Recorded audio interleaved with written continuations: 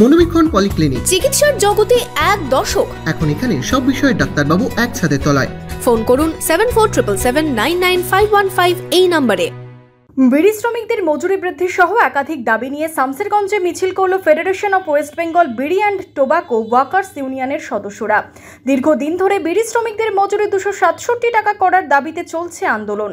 শুধু মজুরি বৃদ্ধি নয়, এর সাথে প্রতিটি শ্রমিককে বিড়ির কার্ড প্রদান, প্রতিটি শ্রমিকের পিএস চালু, 6000 টাকা পেনশন সহ নানা দাবিতে চলছে আন্দোলন সংগ্রাম। বুধবার এই দাবিতে ডাকবাংলা থেকে ধুলিয়ান পর্যন্ত মিছিল করেন বিড়ি শ্রমিক সংগঠনের সদস্যরা। দাবি পূরণ না হলে আগামী দিনে বৃহত্তর আন্দোলনে নামার হুঁশিয়ারি দেন সংগঠনের সদস্যরা।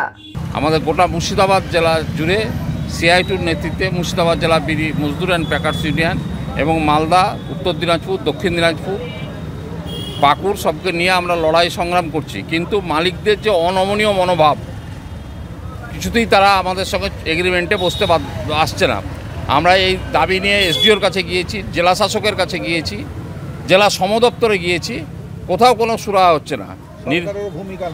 সরকারের কোনো ভূমিকা নাই, বরং সরকারের ভূমিকা বিরুদ্ধাচরণ করছে। কারণ ইতিমধ্যে সমস্ত শ্রমিকদের ন্যূনতম মজুরি ঘোষণা হয়েছে রাজ্য সরকারের, কিন্তু বিড়ি শ্রমিকদের জন্য নতুন করে আর রাজ্য সরকার ন্যূনতম মজুরি ঘোষণা করেনি।